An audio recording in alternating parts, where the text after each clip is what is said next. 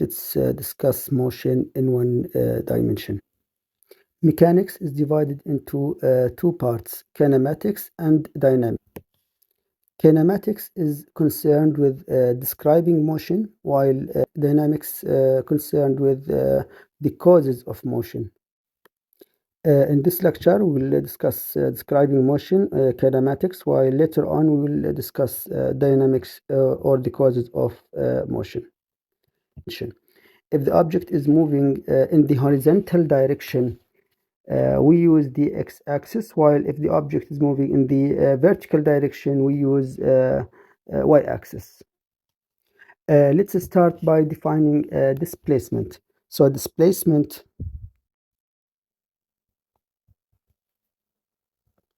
is defined as the change in position during some interval, a time interval. So it's defined as delta x. Now delta x here equal to x final minus x initial.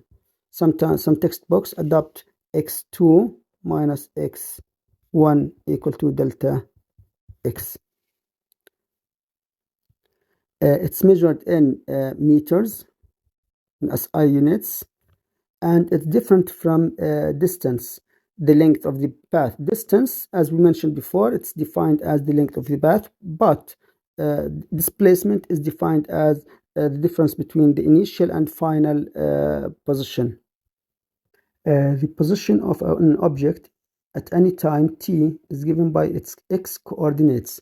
Displacement, as we mentioned before, is the change in its position. So x final minus x initial. The average velocity of an object during a time interval is defined as the average equal to delta x over delta t, while the average speed is defined as the total distance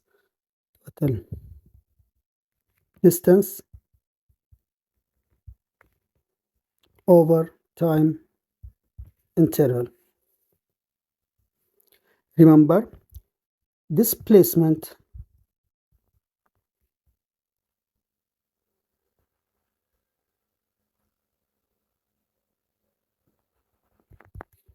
is vector quantity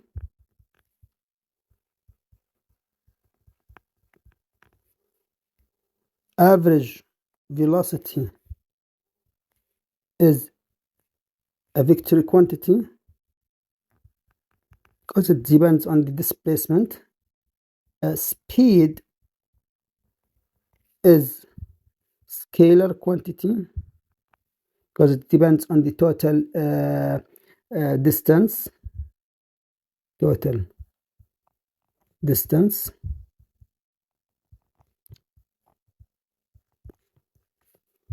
In this model, a car is moving along the x-axis, and the graph here represents the displacement versus the time. So the slope of this line here represents actually the average velocity. If we pick up 2 points from the displacement and divide them by 2 points from the time interval, we will get, in this case, 0.5. Let's have an example here. Does the displacement of an object depends on specific location of the origin of the coordinate system? To answer this, the displacement is the difference between two coordinates. So it doesn't depend on the origin of the coordinate system.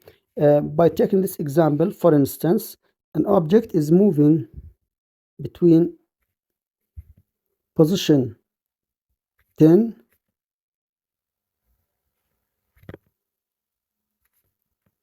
to 40 in one dimension. In this case here, the displacement equal to 40 minus 10, in this case equal to 30 meter.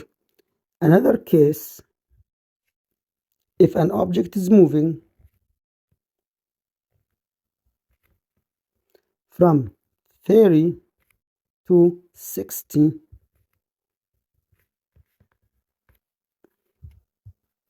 In this case, delta x equal to 60 minus 30, which again equal to 30 meters as well. As you can see here, the origin doesn't matter. Another case here, if the position of a car is 0, does its speeds have to be 0? No, speed doesn't depend on position, it depends on the change in position. And since we know that the displacement doesn't depend on the origin of the coordinate system, an object can easily start from, for instance, x equal to -3 and be moving by the time it gets to x equal to 0.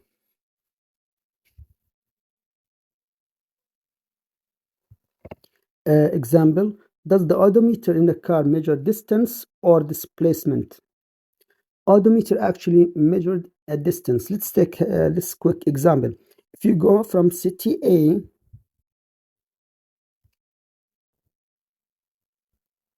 to city B, then move back to city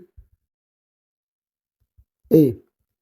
In this case here, the odometer measured this distance here, from this point to this point and back to this point here. The total distance doesn't measure the displacement. Displacement, by the way, here equal to 0. Displacement here equal to 0 because you start from A and you end up with A. The final position is the same as the initial position. Another example, does the speedometer in the car measure a velocity or speed?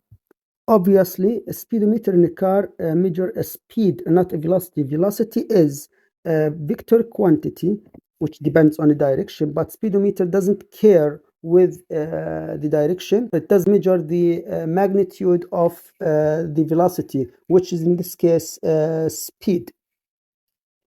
Let's have another example here.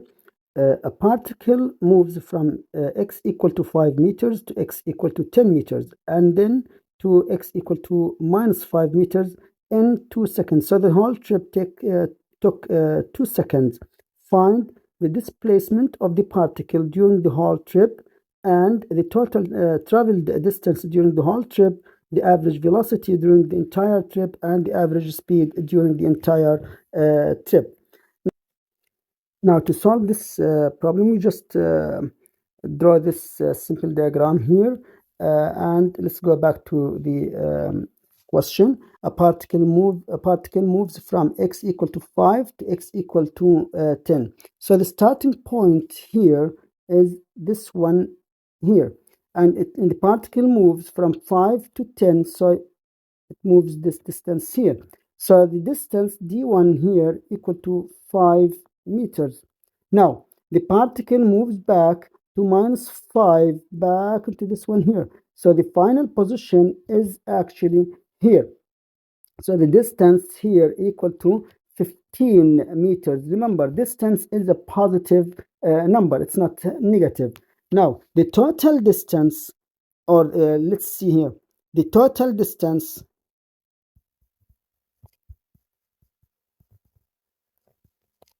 equal 5 plus 15, which equal to, in this case, 20 meters. But the displacement in this case, as we mentioned, we only concern about the initial and final position. So this is the final position here, and this is the initial position here. So the displacement, it's equal to actually x2 minus x1. In this case, it's the displacement x2 or x final minus x initial, which equal to, in this case, minus 10 meters.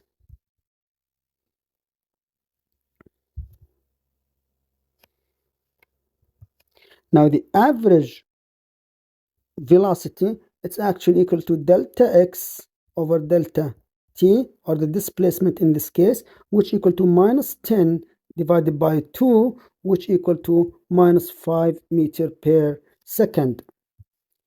And finally, the average speed, it's equal to the total distance over time interval, which equal to the total distance, as we mentioned here, it's 20 meters, and the time equal to 2, so it's 10 meter per second. Now let's define instantaneous velocity and instantaneous speed. Now, the instantaneous velocity is the average velocity at a specific instant of time. In such a way, the instant is very, very small when delta t actually goes to 0. So it's defined as the limit of delta x over delta t when delta t goes to 0, which equal to dx, the first derivative of x with respect to time. But the instantaneous speed is actually the magnitude for the instantaneous velocity. So s here, instantaneous speed, equal to not this one, s here equal to the magnitude for v x.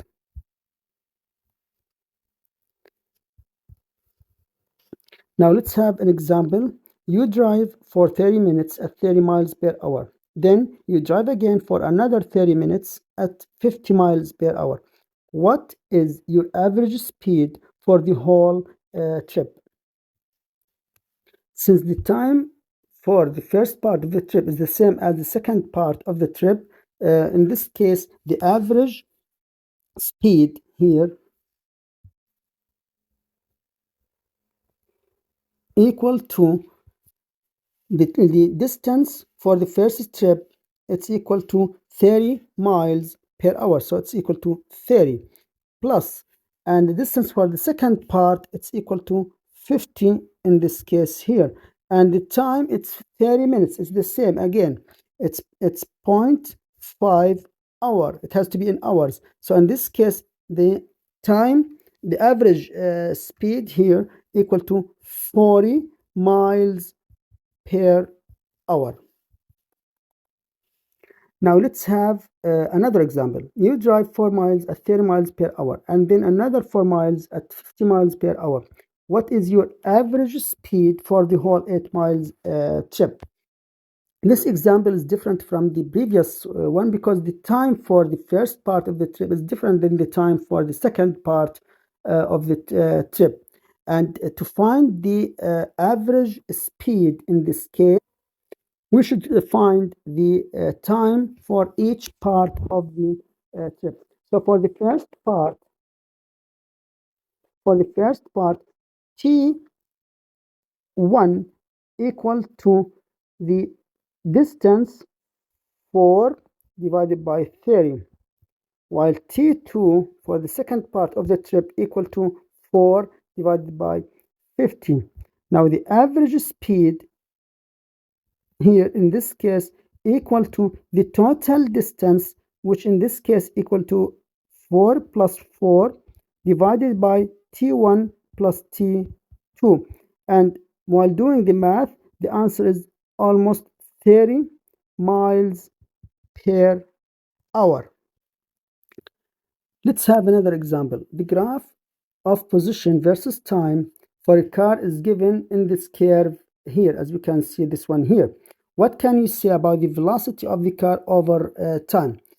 The car actually slows down all the time because, as we can see here, the slope is almost diminishing when time goes on. So as we can see here, there's almost a plateau region. It's here, plateau region, which means the distance or the position, sorry, here equal to becomes constant with time. Now another example, you drop a rubber ball Right, it leaves your hand and before it hits the floor. Which of the following plots represents velocity versus time graph for this position, assuming that y is pointing up? Now, since the ball is dropped from rest, so its initial velocity equal to 0. And since y is directed upward, then, and the ball actually is falling down, its velocity is negative. So the most or the best curve represents this situation is this one here. This one here, this case, um, this curve here. The particle is moving from rest, so from 0 here, and its velocity is negative because it's going down.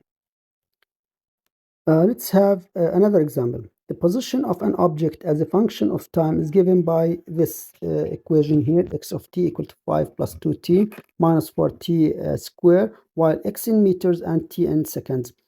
Find the velocity of the object at t equal to 5 seconds. And what's the average velocity during the time interval t1 equal to 1 second and t2 equal to 2 seconds? Now, to find the instantaneous velocity or the velocity, we need to find the derivative v here, x equal to dx by dt, which equal to, in this case, and x equal to 5 plus 2t here, 5 plus 2t minus 4t square. So dx by dt equal to 0 plus 2 minus 8t. Now, when t equal to 5 seconds, you just substitute it back in here. You will get v when t equal to 5 equal to 2 minus 8 multiplied by 5, which equal to minus 38 meter per second. Now, to find the average velocity, we need to find the position at t equal to 1 second and the position at t equal to 2 seconds. So x when at t2 here equal to x when t equal to 2, which equal to 5 plus 2 multiplied by 2 minus 4 multiplied by 2 square root of 2 and equal to minus 7, and the position when t equal to 1 in this case here equal to 5 plus 2 multiplied by 1 minus 4 multiplied by 1 square, which equal to, in this case, 3. Now the average velocity equal to minus 7 minus 3 divided by 2 minus 1, which in this case minus 10 meter per second. One more example. Find the displacement, average velocity, average speed of the car between position A and F. As we can see in this diagram here, a car is moving in one dimension here and moving in different positions, A, B, C, D, E, F, and D, it's in the origin. This diagram here is summarized in this table here. Position here, A, B, C, D, E, F, time 0, 10, 20 until 50, and the position here, it's 30, 52, 38, 0, minus 37, and minus 53. Now, to find the displacement, so displacement equal to delta x equal to x. Now, between the position A and F, so we need to calculate the displacement. All what we need here is the initial and the final position of the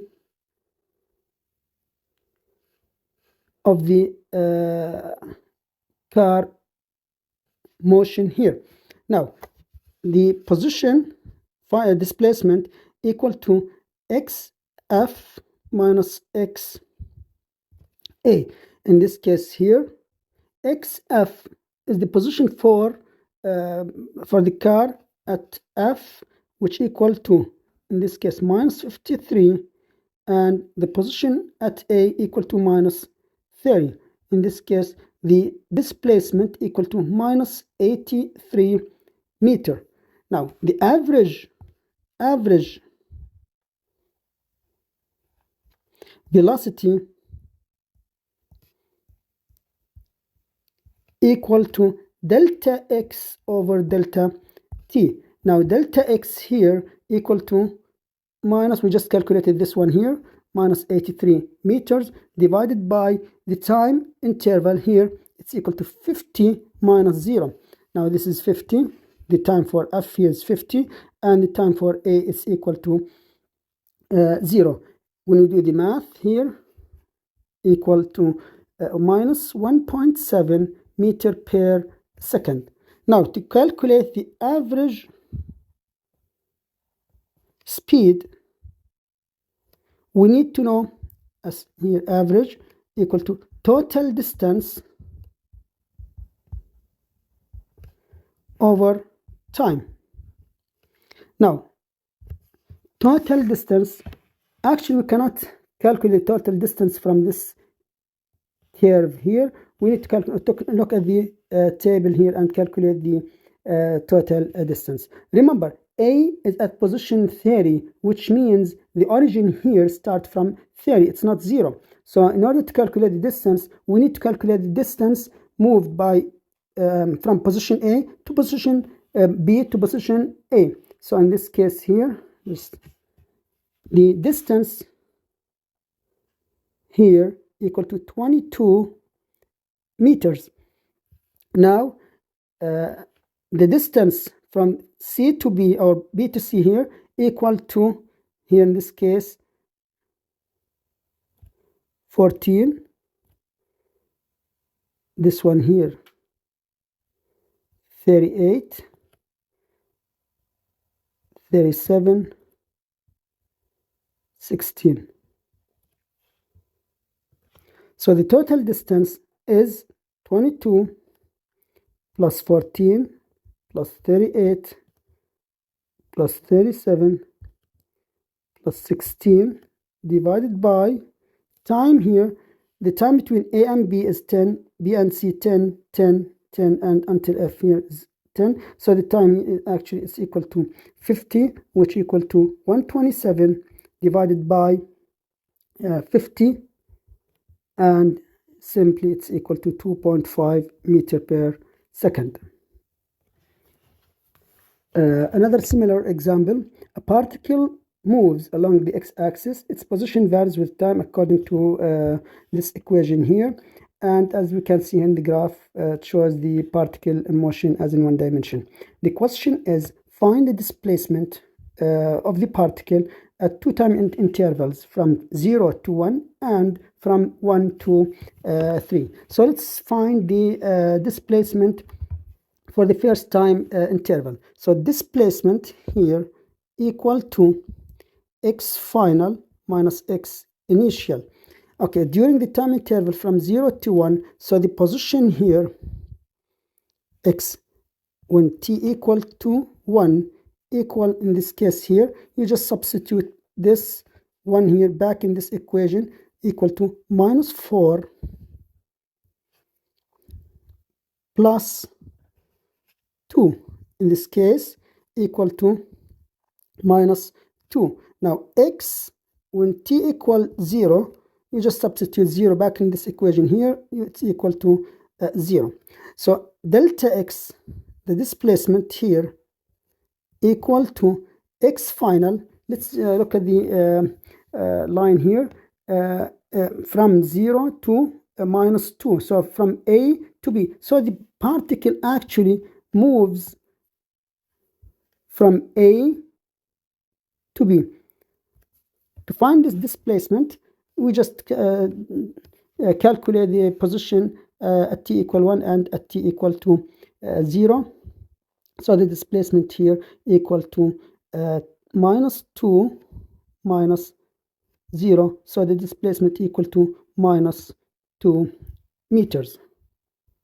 Now let's find the displacement for the second time interval when t equal 1 to t equal to 3. In this case here, x when t equal to 3 equal to we just substitute 3 back in this equation here, this one here, this one here, okay, and minus 12 plus 18, in this case it's equal to 6, and x when t equal to 1, we just calculated this here, and it's equal to the same as this one here, equal to minus 2. Now the displacement for the second time interval equal to 6 minus 2, which equal to 8. And if we look at this diagram here, the particle originally at B, then the particle moves from B position minus 2, this one here, to position 6, which is this one here. So the particle actually moves from this position directly to D position. Okay. Now find the instantaneous velocity. Instantaneous velocity, it's actually is the derivative for x here. So instantaneous velocity equal to dx by dt, and if we just derive this one here, it's minus 4 plus 4t. Now if we want to calculate the instantaneous velocity when t equal to 2.5 seconds, in this case the instantaneous equal to, you just substitute t in this one here, it's minus 4 plus 10, which equal to 6 meter per second. Now let's identify the concept of acceleration. Generally speaking, if the velocity of an object is changing, then the object is said to be accelerating. Now we will follow the same strategy to identify the average acceleration. So average acceleration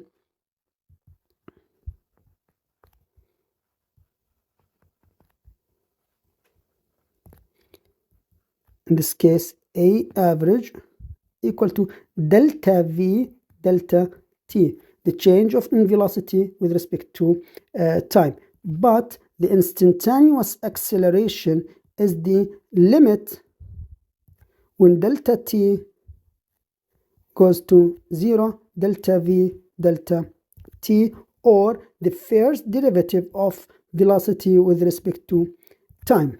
Let's have this example here. If the velocity of a car is non-zero, v is not equal to 0, can the acceleration be 0? To answer this, it's yes, it can be. An example, an object moving with constant velocity has non-zero velocity, but it has 0 acceleration since the velocity is not changing. So yes, it can.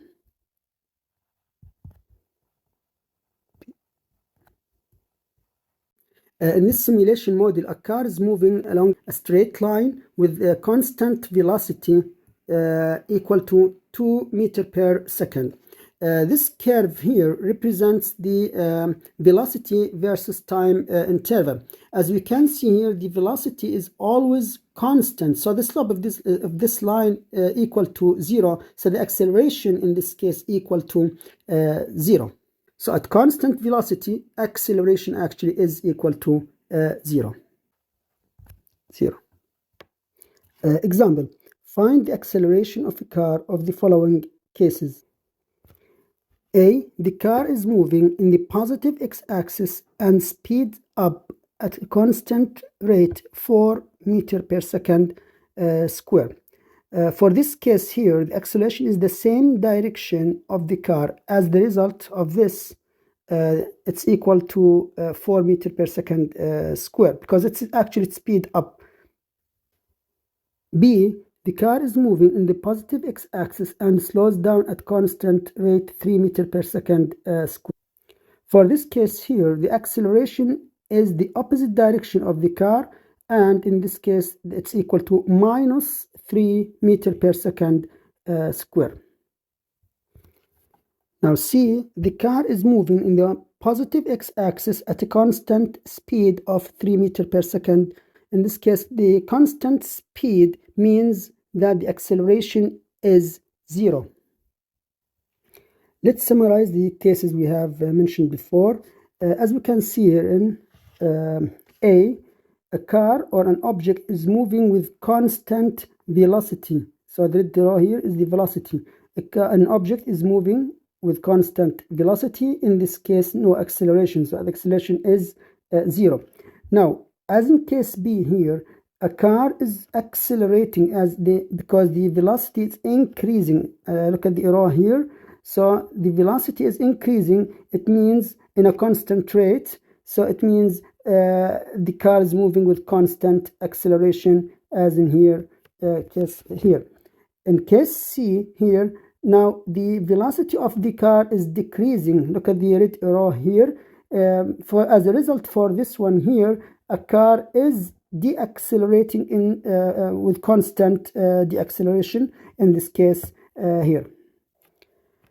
The velocity of an object as a function of time is given by this equation here, Vx of t equal to 3 minus 4t square. Find the acceleration or instantaneous acceleration, it's the same, of the object at t equal to 2 seconds. Now, acceleration is the first derivative for v with respect to time. So a, in this case here, equal to dv by dt, which equal to minus 8t. So a when t equal to 2 seconds equal to minus 16 meter per second square. Now the average acceleration for the time interval 1 second and 3 seconds. Now the average acceleration here equal to delta v over delta t. So we need to calculate v when t equal to 3 seconds and v when t equal to 1 second. So v when t equal to 3 seconds, back to the equation here, this one here, it's a 3 minus 4t square. So it's equal to 3 minus 4 times 9, which equal to, in this case, minus 33 meter per second.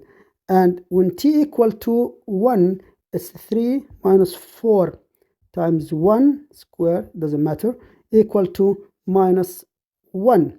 So the average acceleration in this case here equal to minus 33 minus plus 1 divided by 2 minus 1, which equal to minus 32 meter per second square.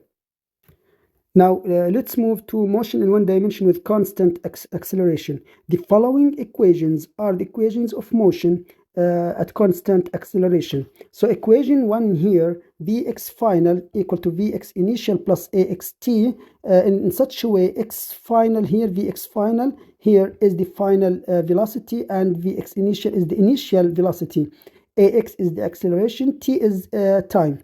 Now delta x here is the displacement, which equal to x final, the final position, minus the initial position, plus which equal to Vx initial t plus half at square. The third equation here, it's v2 final square equal to v initial x initial square plus 2ax delta x, and Vx average equal to half Vx final plus Vx initial, while delta x here, it's equal to half Vx final plus Vx initial multiplied by time. Example, a runner crossed 20 meters in 4 seconds. A, what is the runner velocity? So the runner velocity, Vx in this case here, equal to delta x over delta t, which in this case 20 meter, assuming that is the origin at 0 minus 0, divided by delta t, it's 4 second. So the velocity of the runner is 5 meter per second. If the runner continues his motion after the stopwatch is stopped, what is his position after 10 seconds? Now, the final position here equal to the initial position plus v initial x t plus half a t square. Now, since the runner is moving with constant rate, so the acceleration here is equal to 0. Now, x final here equal to the initial position, it's 0, plus the velocity, we just calculated this one here from the previous part, it's 5 multiplied by 10, so it's equal to 50 meters. Example, the velocity of a particle moving along the x-axis varying as the following: Vx equal to 40 minus 5t squared, in such a way here, Vx measured in meter per second, t in seconds. Find the average acceleration in the time interval t equals 0 and t equal to 2 seconds. Now, the average acceleration equal to delta v by delta t, which equal to v final minus v initial. So we need to calculate the v final when t equal to 2 seconds and v initial when t equal to 0 seconds.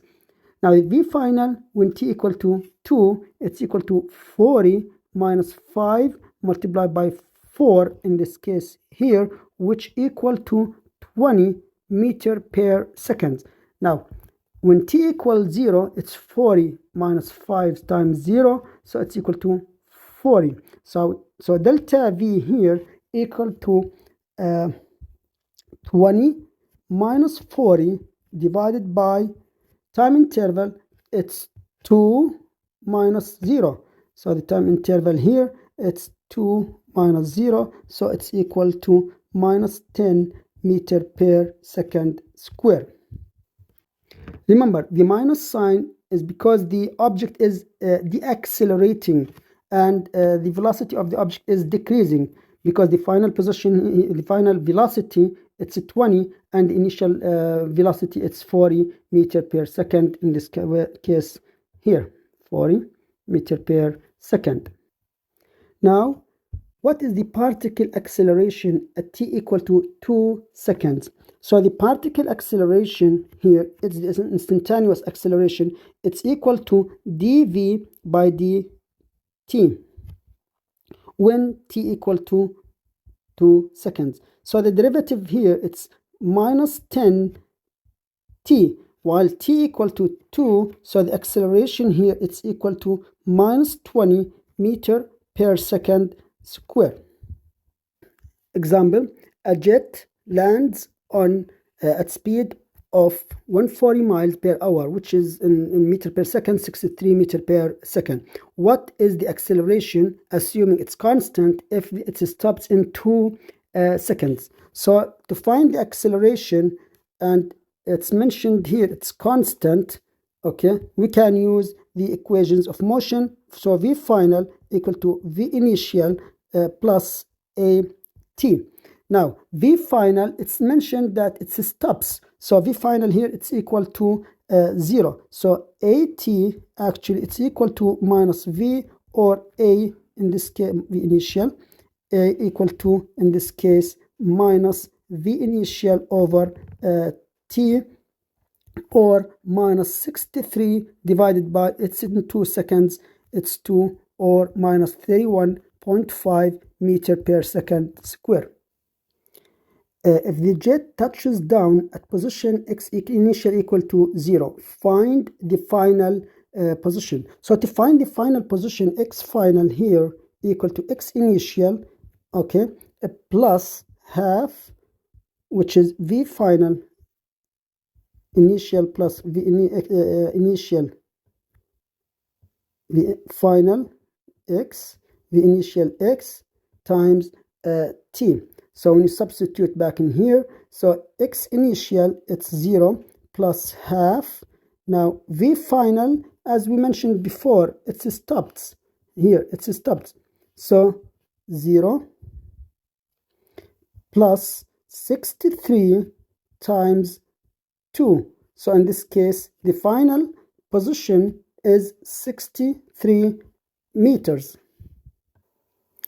Let's have this interesting example. A car traveling at constant speed 45 meters per second passes a trooper initially at rest. 1 second later, the trooper moves at constant acceleration 3 meters per second and trying to catch up with the car. How long does it take the trooper to overtake the car? Now, to answer this question here, when the car and the trooper both have the same distance, they will catch up each other.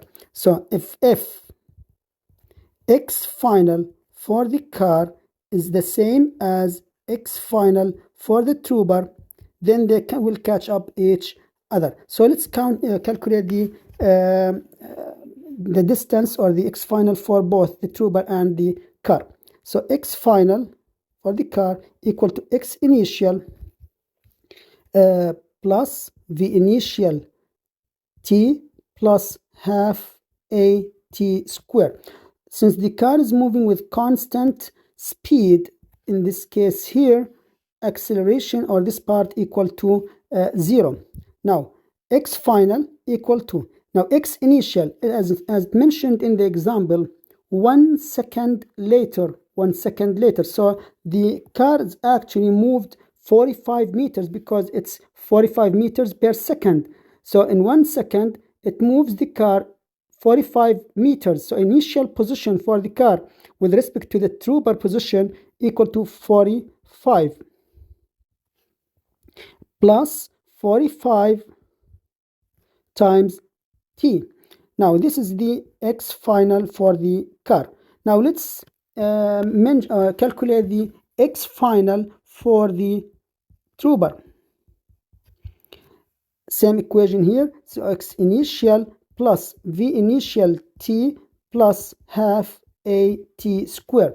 Now the initial position for the trooper is 0. This is the origin here.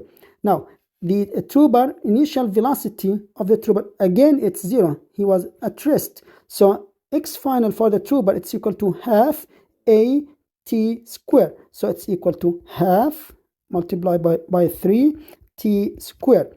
Okay, now when the car final position is the same as the trooper final position, they will catch up each other. In this case here, 45 plus 45 t equal to half 3 t square.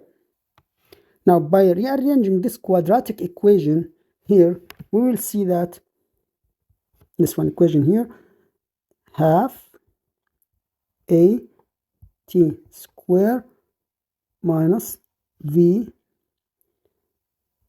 t minus x car equal to 0. You substitute and you will find here t equal to 45 plus square root of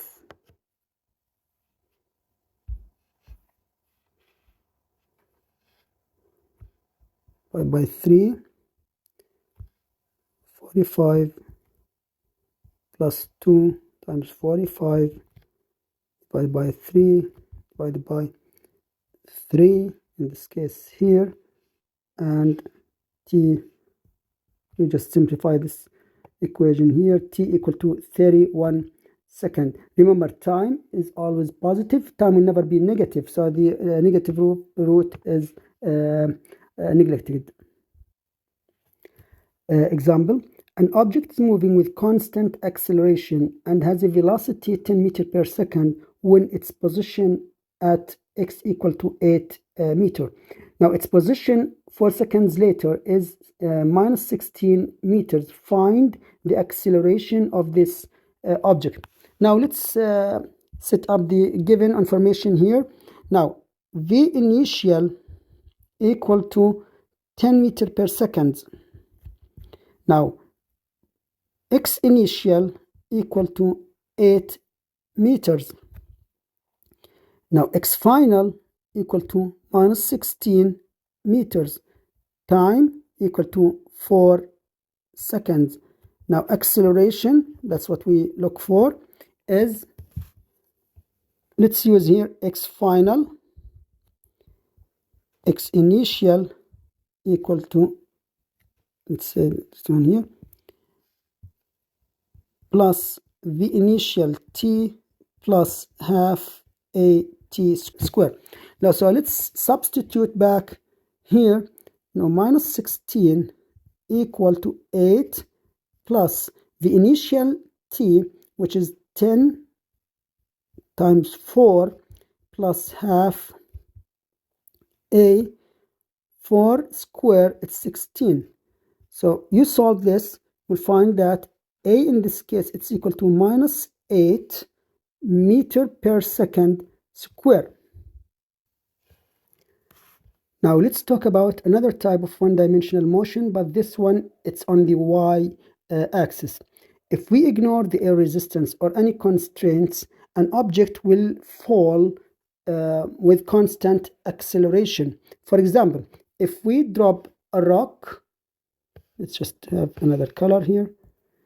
If we drop a rock here and a feather,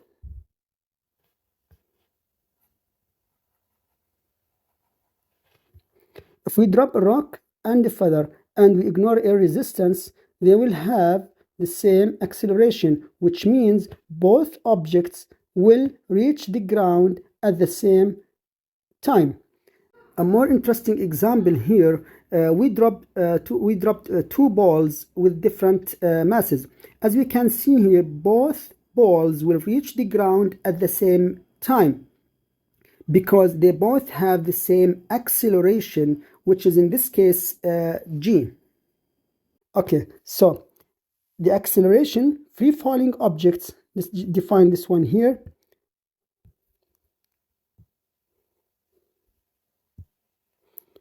Free falling objects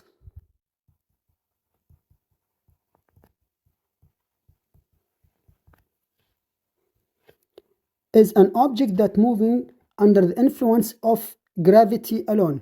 It's either upward or downward. Remember, it's free, no constraints on that object whatsoever. Since the acceleration is constant, this acceleration actually is gravity acceleration.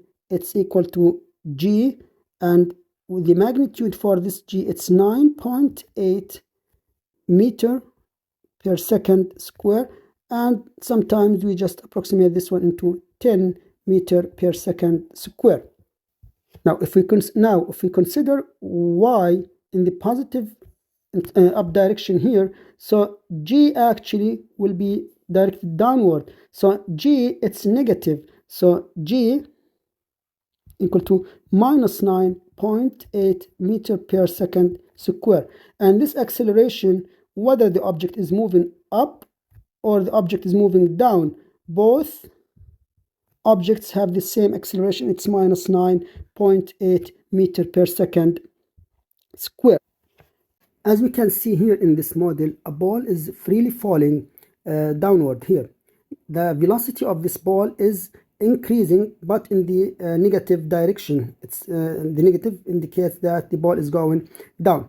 Now, while the ball is going up here, the velocity of the object is decreasing, but it's positive. So positive is up, negative is down.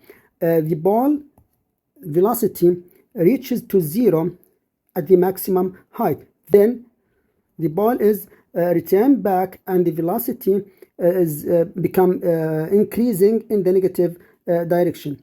The more interesting thing here is the acceleration direction. So the acceleration here, the red arrow here, represent the g. It's always the same magnitude here, all the way down or all the way up. It's directed downward. Example, if we throw an object up in this one direction here, so it has an acceleration downward. But if we throw an object downward, again it has an acceleration downward. So in either case, the acceleration directed downward, and it's equal to 10 meter per minus 10 meter per second square. Since this is a one-dimensional motion with constant acceleration, same above equations will apply here with some modifications. Let's see. Now the equations will be the same almost. V, for instance, V y final equal to Vy initial minus gt. Remember, it's actually plus, but since g it's always downward, we just apply the minus sign here. And y final equal to y initial plus the initial y t minus half gt square, and v final y final square equal to v y initial square minus 2g delta y. This is the third one here. And v y average equal to half v y final plus v y initial, and y final equal to y initial plus half v y final plus v y initial, all multiplied by t. Now let's have an example here. When you throw a ball straight up, describe the velocity and acceleration of that ball at the highest point, assuming that there is no air resistance. In this case here, when you throw a ball up, when it reaches the maximum height, the velocity momentarily will be 0, and the acceleration will never be 0 because it's constant. So v at the maximum height equal to 0, and a equal to, in this case, 9.8 meter per second square, and this is the magnitude, or a actually equal to minus 10 meter per second square. Now let's have this tricky example. You throw a ball straight up. After it leaves your hand, at what point in its flight does the ball have the maximum acceleration? Now, as we mentioned before, acceleration in free-falling objects is constant, so it's not changing whatsoever. A equal to, in this case, equal to g, which equal to minus 10 meter per second square. Another example, you throw a ball upward with initial speed 10 meter per second. Now, assuming that there's no air resistance whatsoever, what is its speed when it returns to you? So when you throw an object or a ball upward in here, like this one here, it will reach a maximum height. So the velocity here will be 0, as we mentioned in the previous example, and it will return back here. The same rate here. Since the acceleration is constant all the way in the trip here, so, and back here, the velocity of the object here, or the ball here, equal to the same velocity of the initial velocity. So v in this case here, v, let's rename them position A, and this is position B. V at A equal to 10 meter per second. V at B equal to minus 10 meter per second. So same magnitude, different directions. So the velocity or the object is going up in this case, and the object here is going down. This is the meaning of the minus sign. Now let's have this comprehensive example. A stone thrown from the top of the building is given an initial velocity 20 meters per second upward. With the aid of the figure, this figure here, it's just here, answer the following questions.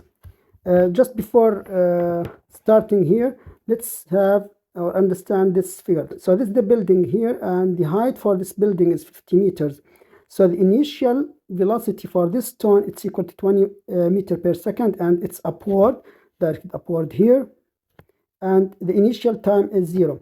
Then this ball here reaches the maximum height at point B, and momentarily the velocity here is equal to 0, and back to C, position C, then position D, then position E. The first question is, what is the time at which the stone reaches maximum height? Now, to calculate the time to reach the stone maximum height, let's use this equation here. V final, just here, V final equal to V initial minus GT. Now, V final, it's maximum height, so it's 0. Now, in this case here, T equal to minus V initial divided by minus G, which in this case is 20 divided by almost 10, which equal to 2 seconds. What is the maximum height of the stone? So let's use this equation here. Y final equal to Y initial plus V initial T minus half G T square. Now, before continuing this question here, we have to set up the reference point. So let's set up the reference point here is the top of the building.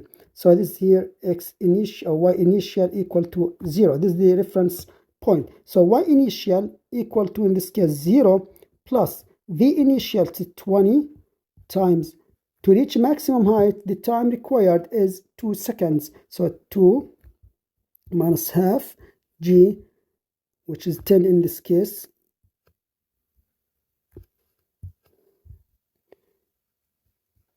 ten 4. So this is y final.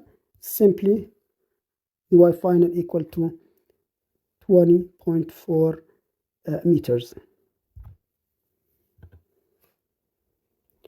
What is the velocity of the stone at point C? Back to example here. C, it's the same height as it before, as A. And we just mentioned before that it should be the same velocity but different direction. Now let's just prove this one here using this equation. V final square to V initial square minus 2G delta Y. V final square, that's what we're looking for, equal to 20 square minus 2G delta Y is the Y final minus Y initial. But Y final is the same as Y initial. It's the same height here. Is the same height here. So in this case here, all this part here goes to 0. So V final equal to square root of 400, which equal to plus or minus 20 meter per second. Since the plus, it means the object is going up, and the minus, it means the object is going down. So in this case, we just adopt V final equal to minus 20 meter per second. Find the velocity and position of the stone after 5 seconds. So the velocity, let's just use the simple equation here. V final equal to V initial minus GT, and in this case, V initial, it's a 20, equal to 20, minus G, it's 10 times 5, and this V final, and it's equal to V final almost 30 meter per second, and it's minus sign, which means it's going downward. Now to find the position, so Y final here, Y final equal to Y initial plus the initial T minus half G T square. So Y final here, Y final equal to